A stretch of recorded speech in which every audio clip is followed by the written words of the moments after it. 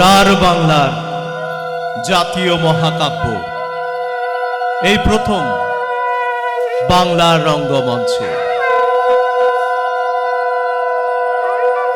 আশ্রয় কবি ঘনরাম চক্রবর্তী,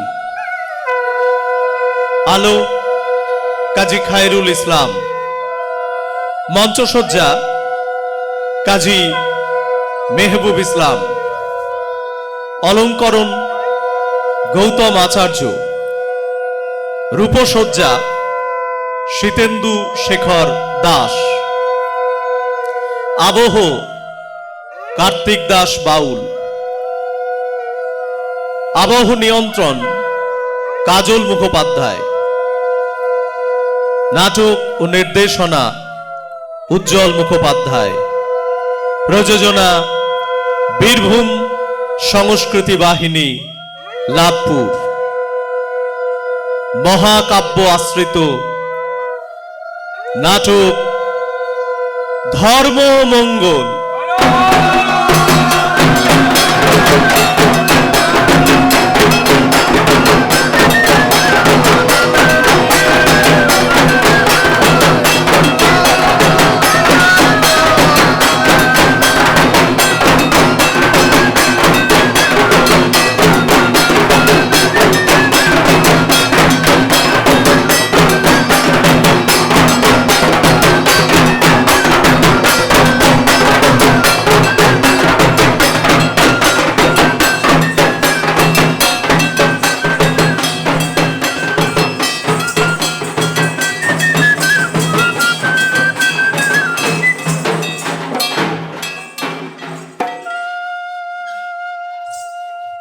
শোনো শোনো নগরবাসী, শোনো দিয়া মন, ধর্ম মঙ্গলের কথা বলিব এখন। আহা বলিব এখন, আহা বলিব এখন। শোনো শোনো নগরবাসী, শোনো দিয়া মন,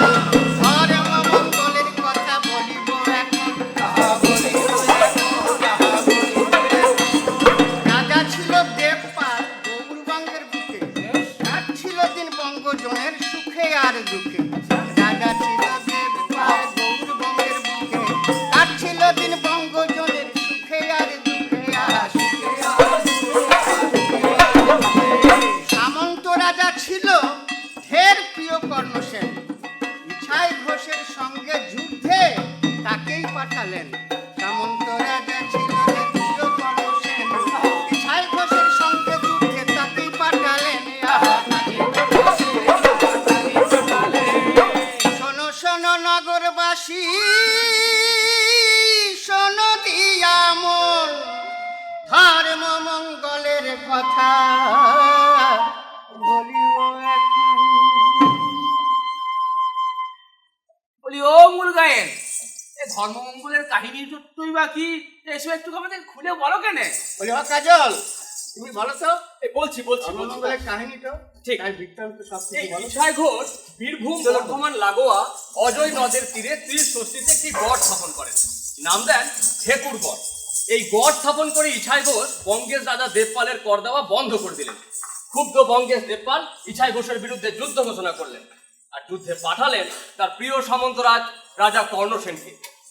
কিন্তু সেই যুদ্ধে পরাজিত হলেন কর্ণসেন। তার 6 পুত্র মারা গেল, 6 পুত্রবধূ সহমৃতা হলেন। আত্মহত্যা করলেন কর্ণসেনের স্ত্রী। সুখে দুঃখে কর্ণসেন যখন সন্ন্যাস গ্রহণ করবেন ঠিক করলেন, তখন রাজা দেবপাল তার শালিকা রঞ্জাবতীর সঙ্গে কর্ণসেনের বিবাহ দিলেন।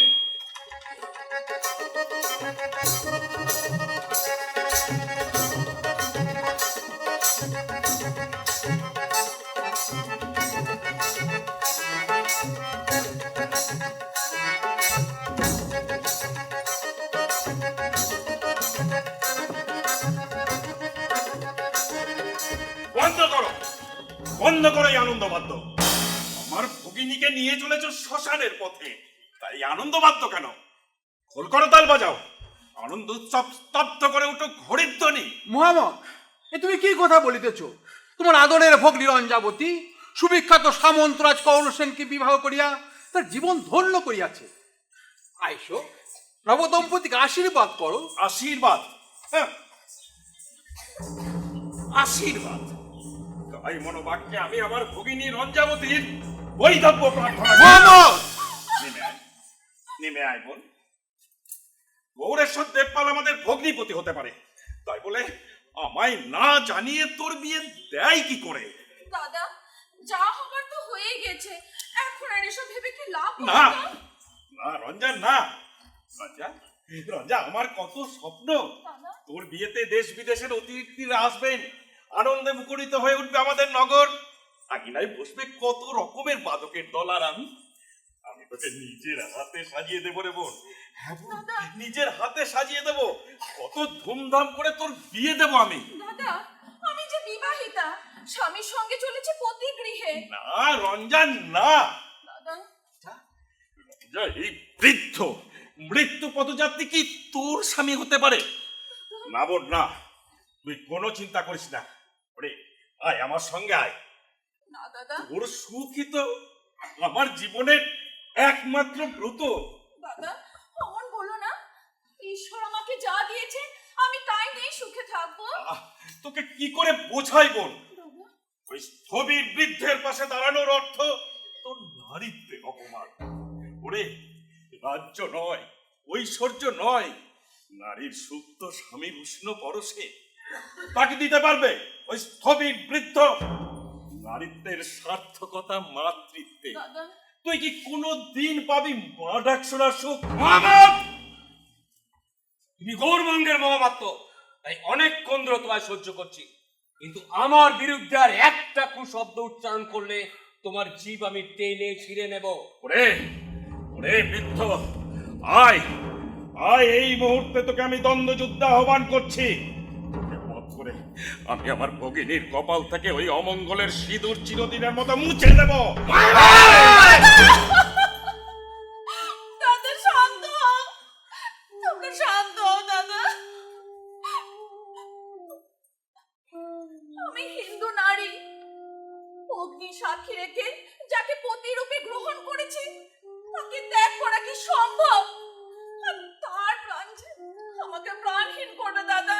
আহ, বাবা বাবা বাবা, দাদা, এই ছোটবেলা থেকে যাকে কোলে পিঠে করে বড় করলাম, দাদা, পিতৃস্নেহে লালিত হলো যে আমার হৃদয় উৎসারিত স্নেহ রস দিয়ে, আজ আজ এক লহমায় এক স্থবির বৃদ্ধকে আপন করে আমায় পর করে দিলি, না দাদা, পর করে দিলি আমায়। না না, যা যা, তোর এই শুভ দিনে আমি তোর পথ আটকাবো না, তবে তবে যাবার আগে জেনে যা, আজ থেকে তোর সঙ্গে আমার সব সম্পর্ক শেষ। না দাদা, শেষ, তোর সঙ্গে আমার আজ থেকে সব সম্পর্ক। তুমি যেও না দাদা, দাদা যেও না দাদা। না না রঞ্জাবতী, তোমায় ছেড়ে আমি যাব না। কাল ছায়ার মতো আমি তোমার সঙ্গে সঙ্গে থাকবো। তোমার জীবনের প্রতিটি সকালে প্রস্ফুটিত কমলের মধ্যে তুমি দেখবে আমার করাল রূপ। রাত্রির নিশ্চিন্ত নিদ্রায় তুমি দেখবে আমাকে বিভৎস রূপে।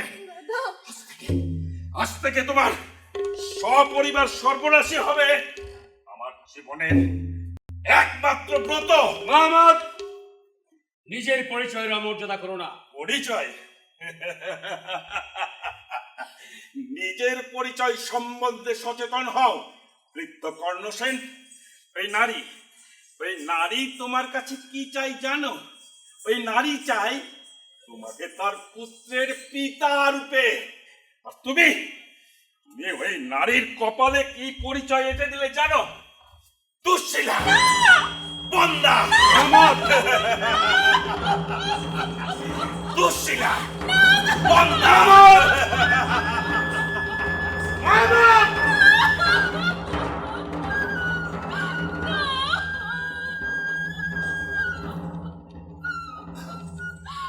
ওঠো রানী, ওঠো।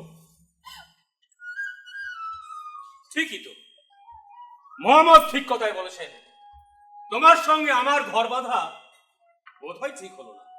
না না, এমন দুর্দিনে তুমিও ছেড়ে চলে যেও না আমায়। কিন্তু কিন্তু রানী, আমি যে বৃদ্ধ, এই বয়সে আর কি আমরা হতে পারবো সন্তানের জনক জননী?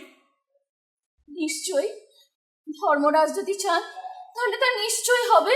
রানী, হ্যাঁ, বেশ, তবে তাই হোক। আমরা আমরা আমাদের জীবন আমরা তাঁর পায়ে সমর্পণ করি। হে প্রভু, আমি যদি সতী হয়ে থাকি, ধর্মে যদি আমার মতি থাকে, আমার মান রেখো প্রভু, আমার মান রেখো।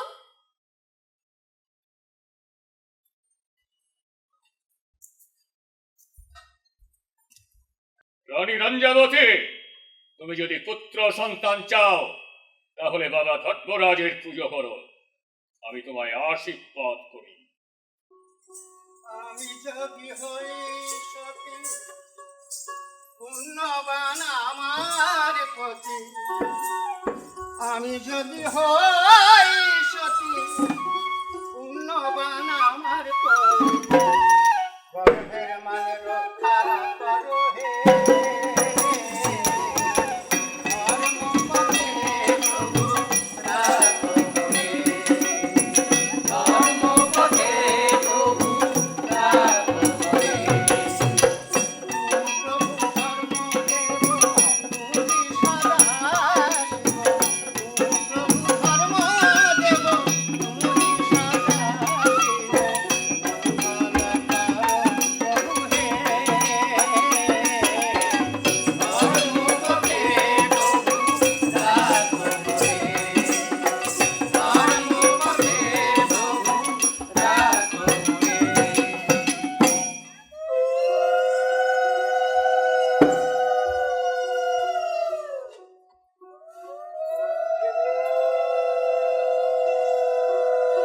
ধর্মের আশিসে করণসেন পুরাসে রঞ্জাবতী মা হলো রে।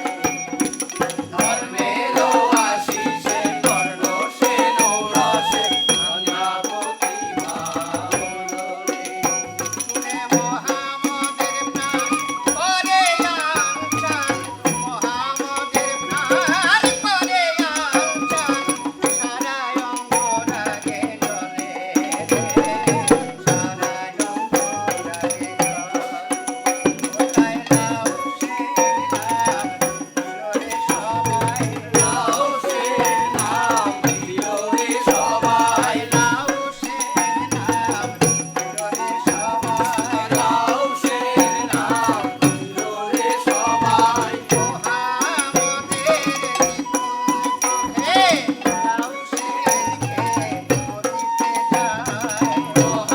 মহামদের নিকুঞ্জ হে, লাউ সেরকে মতিতে যায়।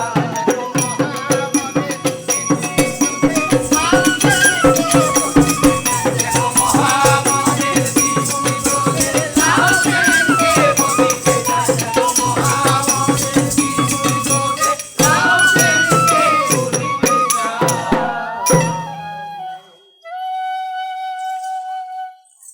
দাঁড়া, যাস না। আরে দাঁড়া, আমি কি পারি তোর সাথে?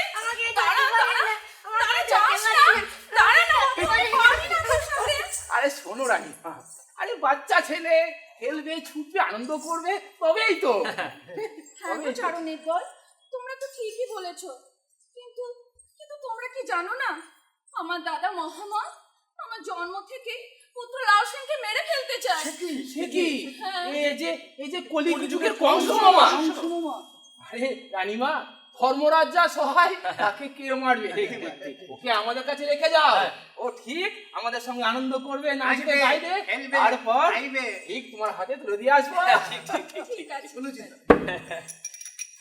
শুনো রঞ্জাবতী,